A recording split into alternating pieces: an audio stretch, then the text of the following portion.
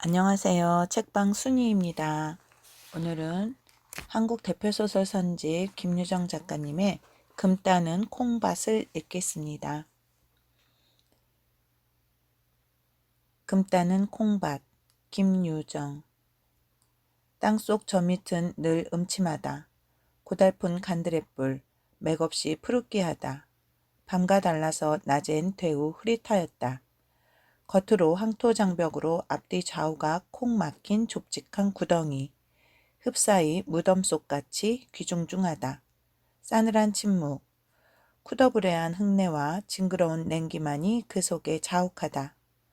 곡괭이는 번질 흙을 이르짚는다. 안팡스러이 내려 쪼며. 퍽, 퍽, 퍽 이렇게 매떨어진 소리뿐. 그러나 간간 우수수하고 벽이 헐린다. 영식이는 일손을 놓고 소매자락을 끌어당기어 얼굴에 땀을 훑는다. 이놈의 줄이 언제나 잡힐는지 기가 찼다. 흙 한 줌을 집어 코 밑에 바짝 들이대고 손가락으로 샅샅이 뒤져본다. 완연히 벼럭은 좀 변한 듯 싶다. 그러나 불통 버력이 아주 다 풀린 것도 아니었다. 말똥 버력이라야 금이 나온다는데 왜 이리 안 나오는지. 곡괭이를 다시 집어든다. 땅에 무릎을 꿇고 궁뎅이를 번쩍 든 채 씩씩거린다. 곡괭이는 무작정 내려 찍는다.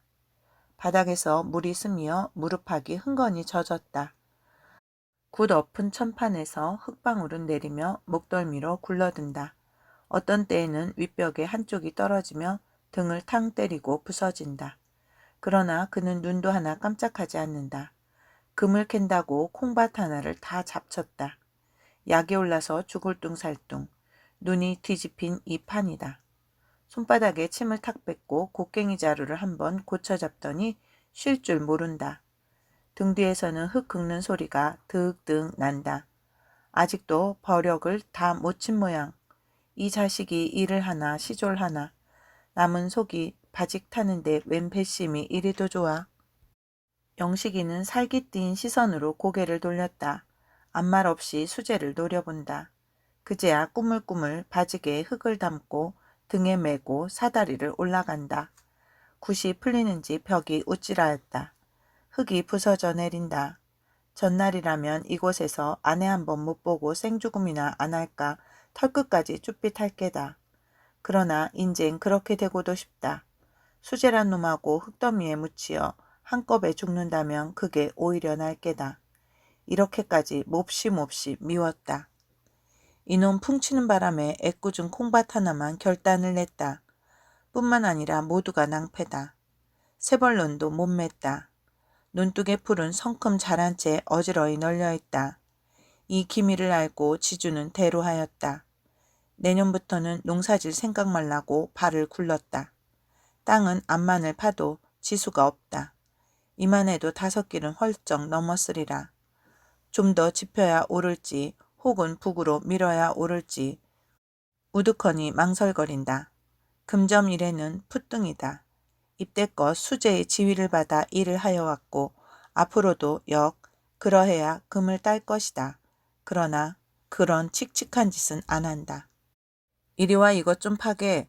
그는 어쓴 위풍을 보이며 이렇게 분부하였다. 그리고 저는 일어나 손을 털며 뒤로 물러선다. 수제는 군말 없이 고분하였다. 시키는 대로 땅에 무릎을 꿇고 벽체로 군버력을 긁어낸 다음 다시 파기 시작한다. 영식이는 치다 나머지 버력을 짊어진다. 커다란 걸대를 뒤뚝거리며 사다리로 기어오른다. 군문을 나와 버력더미에 흙을 막 내치려 할째 왜 또 파? 이것들이 미쳤나 그래? 산에서 내려오는 마름과 맞닥뜨렸다. 정신이 떠름하여 그대로 벙벙이 섰다. 오늘은 또 무슨 포악을 들으려는가? 말라니까 왜 또 파는 게야? 하고 영식이의 바지개 뒤를 지팡이로 콱 찌르더니 갈아먹으라는 밭이지. 흙 쓰고 들어가라는 거야. 이 미친 것들아. 콩밭에서 웬 금이 나온다고 이 지랄들이야 그래. 하고 목에 핏대를 올린다. 밭을 버리면 간수 잘못한 자기 탓이다. 날마다 와서 그 북새를 피우고 금하여도 다음날 보면 또 여전히 파는 것이다. 오늘로 이 구덩이를 도로 묻어놔야지 내일로 당장 징역 갈 줄 알게. 너무 감정에 격하여 말도 잘 안 나오고 떠듬떠듬거린다. 주먹은 곧 날아들 듯이 허구리 깨서 불불 떤다. 오늘만 좀 해보고 그만두겠어요. 영식이는 낯이 붉어지며 가까스로 한마디 하였다. 그리고 무턱대고 빌었다. 마름은 들은 척도 안 하고 가버린다. 그 뒷모양을 영식이는 멀거니 배웅하였다. 그러나 콩밭 낯짝을 들여다보니 무더니 애통 터진다. 멀쩡한 밭에가 구멍이 사면 풍풍 뚫렸다. 예제없이 버력은 무더기무더기 쌓였다. 마치 사태 만난 공동묘지와도 같이 귀살졌고 되우 을씨년스럽다. 그다지 잘 되었던 콩포기는 거반 버력더미에 다 깔려버리고 군데군데 어쩌다 남은 놈들만이 고개를 나풀거린다. 그 꼴을 보는 것은 자식 죽는 걸 보는 게 낫지 차마 못할 경상이었다. 농토는 모조리 떨어질 것이다. 그러나 대간절 올 밭 토지 벼 두선반은 뭘로 해내야 좋을지, 게다 밭을 망쳤으니 자칫하면 징역을 갈는지도 모른다. 영식이가 구덩이 안으로 들어왔을 때 동무는 땅에 주저앉아 쉬고 있었다. 태연 무심히 담배만 뻑뻑 피는 것이다. 언제나 줄을 잡는 거야. 인제 차차 나오겠지. 인제 나온다. 하고 코웃음치고 엿먹더니 조금 지남에 이 새끼 흙덩이를 집어들고 꼴통을 내려친다. 수재는 어쿠하고 그대로 폭 엎드린다. 그러다 벌떡 일어선다. 눈에 띄는 대로 곡괭이를 잡자 대뜸 갈겨들었다. 그러나 강약이 부동, 왁살스러운 팔뚝에 퉁겨져 벽에 가서 쿵 하고 떨어졌다. 그 순간에 제가 빼앗긴 곡괭이가 정배기를 겨누고 날아드는 걸 보았다. 고개를 팩 돌린다. 곡괭이는 흙벽을 퍽 찍고 다시 나간다. 수재 이름만 들어도 영식이는 이가 갈렸다. 분명히 홀딱 속은 것이다. 영식이는 본디 금점에 이력이 없었다. 그리고 흥미도 없었다. 다만 밭고랑에 웅크리고 앉아서 땀을 흘려가며 꾸벅꾸벅 일만 하였다. 오랜 콩도 뜻밖에 잘 열리고 마음이 좀 놓였다. 하루는 홀로 김을 메고 있노라니까. 여보게 덥지 않은가? 좀 쉬었다 하게. 고개를 들어보니 수재다. 농사는 안 짓고 금점으로만 돌아다니더니 무슨 바람에 또 왔는지 싱글벙글한다. 좋은 수나 걸렸나 하고. 돈 좀 많이 벌었나? 나 좀 채주게. 벌고 말고 마음껏 먹고 마음껏 쓰고 했네. 술에 거나한 얼굴로 신껏 주적거린다. 그리고 반머리에 쭈그리고 앉아 한참 객설을 부리더니 자네 돈벌이 좀 안 하려나? 이 밭에 금이 묻혔네 금이. 뭐? 하니까 바로 이 산 너머 큰 골에 광산이 있다. 광부를 300여 명이나 부리는 노다지판인데 매일 소출되는 금이 70냥을 넘는다. 돈으로 치면 7,000원. 그 줄맥이 큰 산 허리를 뚫고 이 콩밭으로 뻗어나왔다는 것이다. 둘이서 파면 불과 열흘 안에 줄을 잡을 깨고 적어도 하루 서너 돈씩은 딸이라. 우선 30원만 해도 얼마냐. 소를 산데도 반필이 아니냐고. 그러나 영식이는 귀담아 듣지 않았다. 금점이란 칼 물고 뜀뛰기다. 잘 되면 이건희와 못 되면 신세만 좁한다. 이렇게 전일부터 들은 소리가 있어서였다. 그 다음날도 와서 꾀성거리다 갔다. 세 번째에는 집으로 찾아왔는데 막걸리 한 병을 손에 들고 영을 핀다. 몸이 달아서 또 온 것이다. 봉당에 걸터 앉아서 저녁상을 물끄러미 바라보더니 조당수는 몸을 후린다는 둥, 일꾼은 든든히 먹어야 한다는 둥, 남들은 논을 사느니 밭을 사느니 떠드는데 요렇게 지내다 그만둘 테냐는 둥, 일접게 지절거린다. 아주머니 이것 좀 먹게 해주시게유. 그리고 비로소 영식이 아내에게 술병을 내놓는다. 그들은 밥상을 끼고 앉아서 즐겁게 술을 마셨다.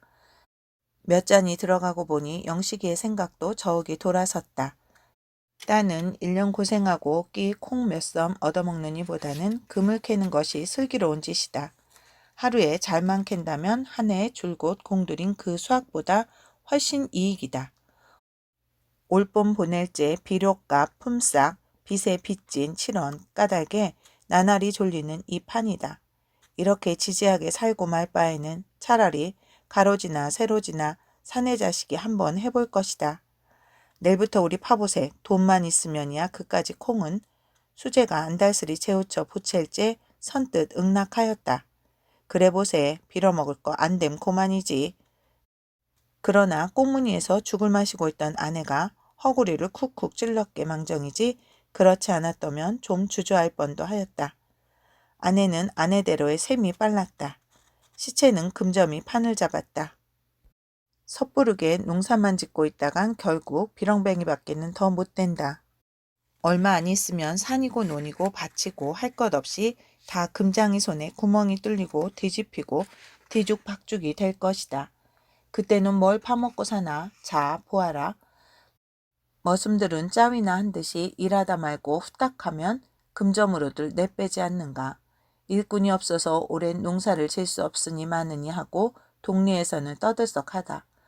그리고 번동 포농이조차 호미를 내어던지고 강변으로 개울로 사금을 캐러 달아난다. 그러다 며칠 뒤에는 다비신에다 옥당목을 떨치고 희자를 뽑는 것이 아닌가. 아내는 콩밭에서 금이 날 줄은 아주 꿈밖이었다. 놀라고도 또 기뻤다. 올해는 논양 침만 삼키던 그놈 코다리 명태를 짜장 먹어보겠구나만 하여도 속이 매질 듯이 짜릿하였다. 뒷집 양근댁은 금점 덕택에 남편이 사다 준 흰 고무신을 신고 나릿나릿 걷는 것이 무척 부러웠다. 저도 얼른 금이나 펑펑 쏟아지면 흰 고무신도 신고 얼굴에 분도 바르고 하리라. 그렇게 해보지 뭐. 저 양반 하자는 대로만 하면 어련히 잘 될라고. 얼돌하여 앉았는 남편을 이렇게 축였던 것이다.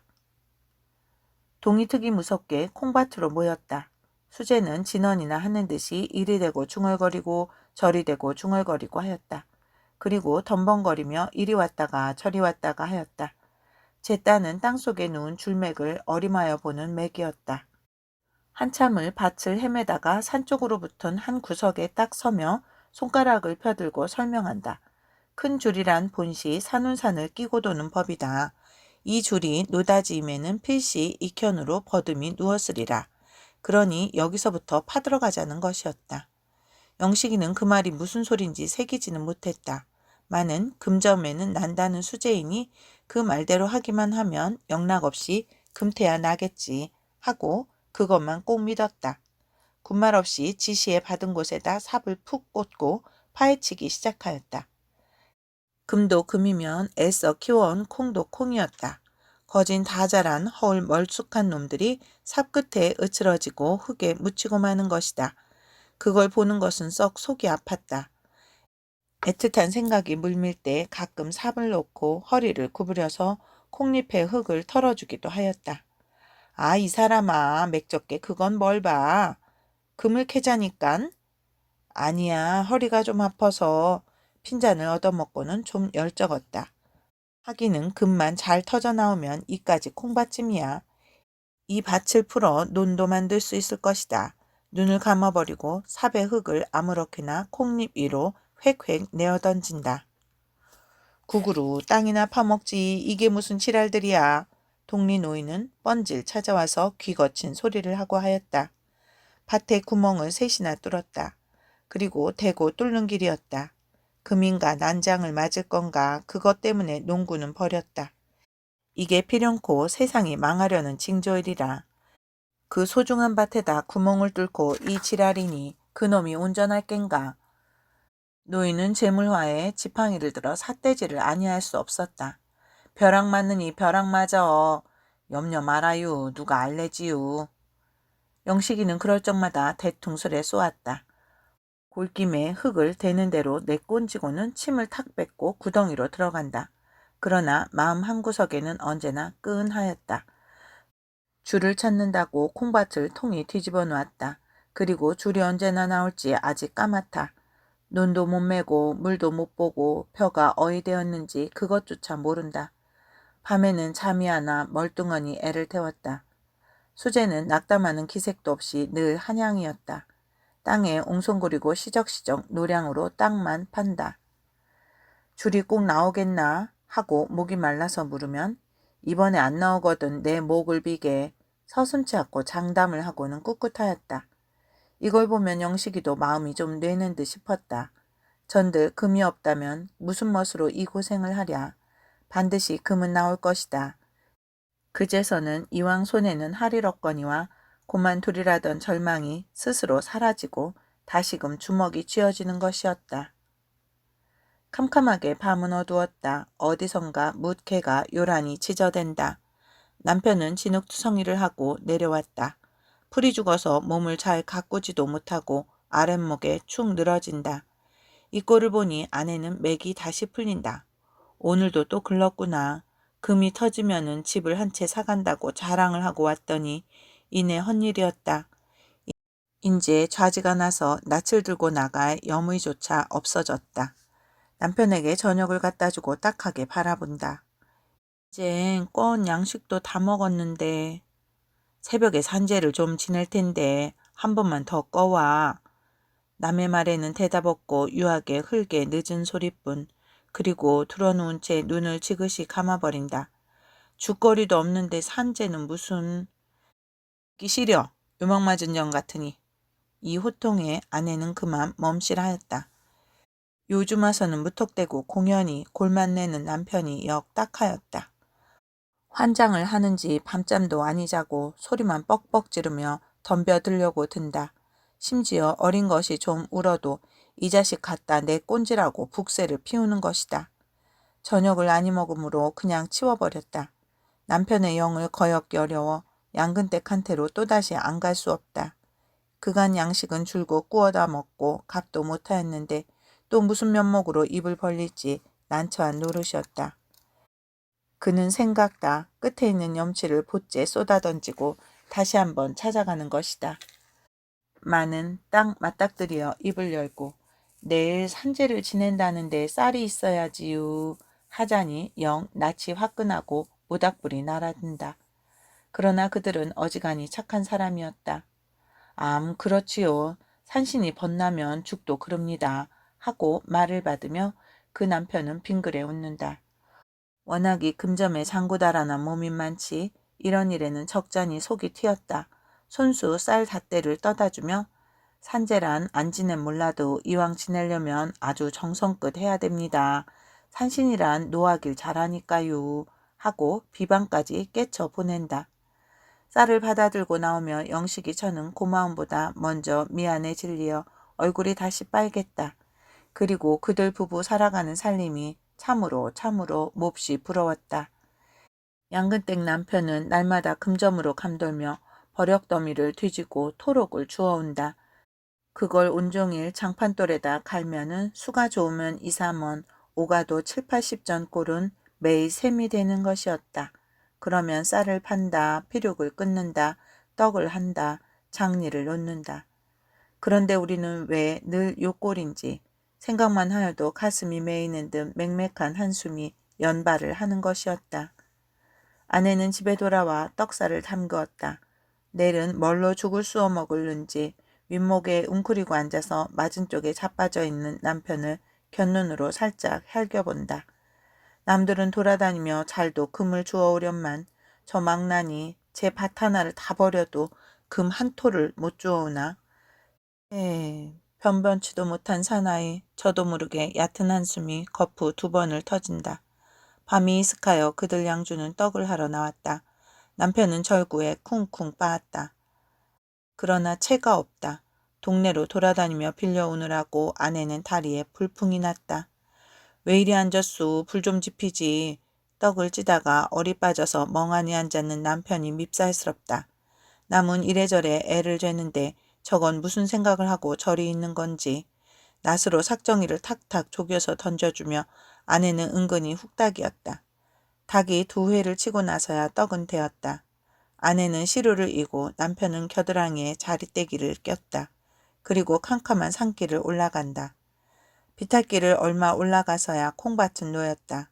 전면을 우뚝한 검은 산에 둘려 막힌 곳이었다. 가생이로 늪이 대추나무들은 머리를 풀었다. 반머리 조금 못 미쳐 남편은 걸음을 멈추자 뒤에 아내를 돌아본다. 있네. 그리고 여기 가만히 섰어. 시루를 받아 한 팔로 껴안고 그는 혼자서 콩밭으로 올라섰다. 앞에 쌓인 것이 모두가 흙더미. 그 흙더미를 막 돌아서려 할지 아마 돌을 찾나 보다. 몸이 쓰러지려고 우찔끈하니 아내는 기겁을 하여 뛰어오르며 그를 부축하였다. 부정타라고 왜 올라와? 요망 맞은 년. 남편은 몸을 고르잡자 소리를 뻑 지르며 아내를 얼뺨을 붙인다. 가뜩이나 죽으라 죽으라 하는데 불길하게도 계집년이 그는 맞듣지 않게 두덜거리며 밭으로 들어간다. 밭 한가운데다 자리를 펴고 그 위에 시루를 놓았다. 그리고 시루 앞에다 공손하고 정성스레 재배를 커다랗게 한다. 우리를 살려줍시사. 산신께서 거들어주지 않으면 저희는 죽을 밖에 꼼짝 수 없습니다요. 그는 손을 모으고 이렇게 축원하였다. 아내는 이 꼴을 바라보며 독이 뾰록같이 올랐다. 금점을 함내하고 금 한 톨 못 캐는 것이 버릇만 점점 글러간다. 그전에는 없더니 요새로 건뜻하면 탕탕 때리는 못된 버릇이 생긴 것이다. 금을 캐랬지 뺨을 칠했나? 제발 덕분에 그놈의 금 좀 나오지 말았으면. 그는 뺨 맞은 앙심으로 마음껏 방자하였다. 하긴 아내의 말 그대로 되었다. 열흘이 썩 넘어도 산신은 깜깜무소식이었다. 남편은 밤낮으로 눈을 까디짓고 구덩이에 묻혀 있었다. 어쩌다 집에 내려오는 때이면 얼굴이 헐떡하고 어깨가 축 늘어지고 거반 병객이었다. 그러고서 잠자코 커다란 몸집을 방꼬레에다 쾅 하고 내던지고 하는 것이다. 재미붙을 죽어나 버렸으면 혹은 이렇게 탄식하기도 하였다. 아내는 바가지에 점심을 이고서 집을 나섰다. 젖먹이는 등을 두드리며 좋다고 끽끽거린다. 인젠 흰 고무신이고 코다리고 생각조차 물렸다. 그리고 금 하는 소리만 들어도 입에 신물이 날 만큼 되었다. 그건 고사하고 꺼다먹은 양식에 졸리지나 말았으면 그만도 좋으리마는. 가을은 논으로 밭으로 누렇게 내리었다. 농군들은 기꺼운 낯을 하고 서로 만나면 흥겨운 농담. 그러나 남편은 애만 밭만 망치고 논조차 건살 못하였으니 이 가을에는 뭘 걷어들이고 뭘 즐겨 할는지. 그는 동리 사람의 이목이 부끄러워 산길로 돌았다. 솔숲을 나서서 멀리 밖에를 바라보니 둘이 다 나와 있다. 오늘도 또 싸운 모양. 하나는 이쪽 흙더미에 앉았고 하나는 저쪽에 앉았고 서로들 외면하여 담배만 뻑뻑 피운다. 점심들 잡숫게유. 남편 앞에 바가지를 내려놓으며 가만히 맥을 보았다. 남편은 적삼이 찢어지고 얼굴에 생채기를 내었다. 그리고 두 팔을 걷고 먼 산을 향하여 묵묵히 앉았다. 수제는 흙에 박혔다 나왔는지 얼굴은커녕 귓속들이 흙투성이다. 코 밑에는 피딱지가 말라붙었고 아직도 조금씩 피가 흘러내린다. 영식이 철을 보더니 열적은 모양. 고개를 돌려 모로 떨어치며 입맛만 쩍쩍 타신다. 금을 캐라니까 밤낮 피만 내다 말라는가. 빛에 졸리어 남은 속을 볶는데 무슨 호강에 이 지랄들인고.